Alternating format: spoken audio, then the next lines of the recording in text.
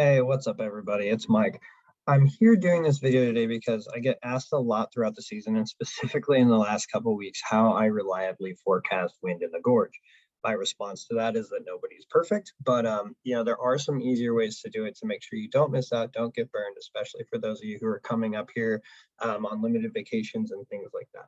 Now, one of the things that a lot of people mention that I want to cover today is that iKite surf is not always right on the money, especially if you don't have the pro forecast. And I'm going to look at that right now to kind of illustrate it. So if I pull up the Hood River event site, which is where most folks will be riding, I can see the current graph. So right now we see some pretty solid wind, right? Like it's 20 miles an hour. It's not great for the gorge, but it's doing pretty good today. That's what a lot of people are going to think is unexpected, right? So as they look at this forecast, the free forecast for iKitesurf, even right now as there's wind, you're not seeing any wind. And one of the things you want to look at is don't ever let something like this dissuade you, because this was all dead earlier in the week. Now, a lot of these forecasts will develop throughout the week. They might start off dead, they could come up.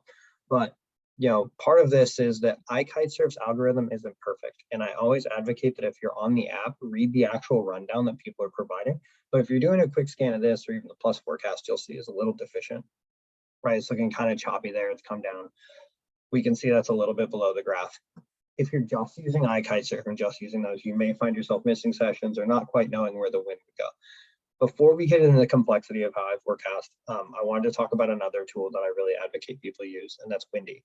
So with Windy, we can see, kind of the running wind throughout the day here.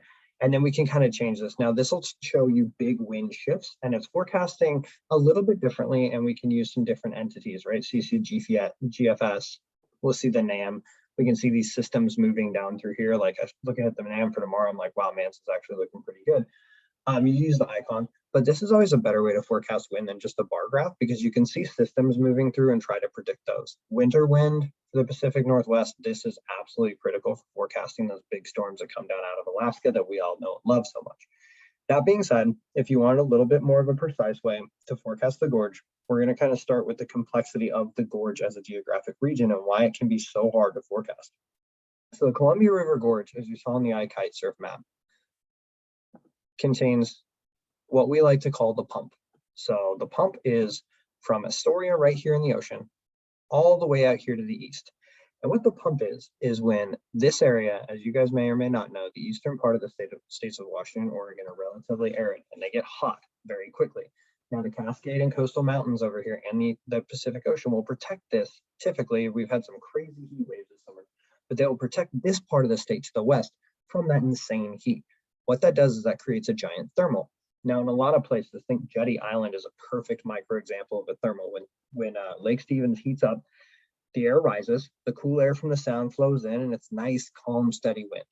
But the Columbia River Gorge is a little bit different. The reason the Columbia River Gorge is different is because there's nothing nice, flat, and steady about the land. So that is a mountain range. Now, if wind was just going over this mountain range, it would be choppy, it would be shitty, it would be really difficult to ride. But because we have the Columbia River Gorge, which is an almost sea level chasm or carving out of this mountain range, the wind has a place to go. And wind, just like water, is going to find the path of least resistance. So as this area right here, this is Portland, heats up. This is actually where I used to live, where I grew up right there, just in case anybody cares. I know you don't. But as this, starts to heat up during the day, it's not getting as hot as the eastern part of the state. What that means is that air out there is going to rise, as we can see here in this heat map. This is a typical heat map for a day in the summer in the Pacific Northwest. So this air is going to get hot, it's going to rise, and this cool air is going to sweep through the gorge to backfill that. Think of it kind of like a siphon. That's why we call it the pump. So how do we predict when this is going to sweep through here? Can we just look at temperatures? Well, yes, you can. You can look at what temperature difference is going to be like between Portland and the eastern part of the state, but there's an easier way to do that. And the easier way to do that is by using this site. So what this site is, it's iWindsurf, and you're going to look at pressure gradient differences. What the pressure gradient means is, again, this is Portland, here's the eastern part of the state. We want this to heat up so the wind flows out there, right? So positive pressure, we want the positive pressure, so it's pulling the wind out of Portland out to the eastern part of the state. And here is an illustration of the pump itself. So remember we were talking about, out here, Astoria, this is the pump, the whole pump right there. Now, as we get into the pressure, we'll see Astoria to PDX. That's positive. That's something I like to see. So it means Jones might have seen a little bit of wind today. I think someone was saying there was wind in Kalama. Sometimes this can help with wind in, down at Sauvie Island. And again, that's a smaller thermal, so it's going to be a lot lighter wind for those of you who've ridden Sauvie. What I like to see is that positive trend continuing from PDX to the Dalles. That means that the wind's going further east. The east is heating up. And what we like to see there is we like to see 0.08. And we like to see 0.08 for a long time. Now, spikes can still net wind, but the longer it is, the longer the pumps have been running, the steadier the wind is. I like to see 0.08 and above. Once it gets to like 0.12, 0.14, it can get kind of gusty, kind of crazy, but it's still fun. Now, that doesn't mean that below 0.08 won't be good. That doesn't mean that like 0.15 can't be fun sometimes. But 0.08, like and above to 0.12, that's going to be that really, really nice wind.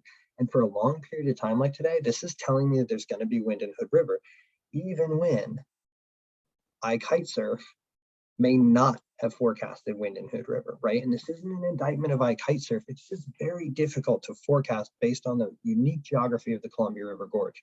But if I come in here and I'm starting my day and I'm looking at it, I'm like 9 a.m. Okay, we're at 0.08 already. We're probably going to get wind today unless something dives. But another important piece to look at here is the Dalles to Pasco. Like I said, we want this pump to be positive all the way through. If this is positive, then I'm out here thinking, okay, probably going to be a while for a sunset session night. Hood River will probably blow a lot later. This is looking really good. Now with Dalles to Pasco inverted, that means the wind is, or pressure is coming back towards that pump that we have, and it can shut it down. If it inverts too much, it can absolutely shut it down, and we can see this. So look at the correlation here. Negative 0.05 with that deep inversion, and look at the drop in pressure. Little delayed between the two, but the drop in pressure between where PDX to the Dalles was is starting to go, and it's a response to this inversion right here.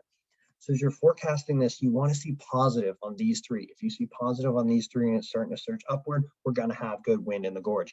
This will be a really reliable way for you guys to forecast your days in the gorge. Again, this is going to be a little bit more day-to-day, right? And that's just the nature of the gorge sometimes. So what I like to do is I use the iKite forecast. I use the plus forecast to kind of plan out my week. And, I can tell you that I plan out my week and I say I'm not going to kite, and it really doesn't matter, because if I wake up in the morning and I see something like this, I'm headed out. Now, today I had to work, so luckily I'm here to make this video for you guys, unluckily for me, but I really hope this helps.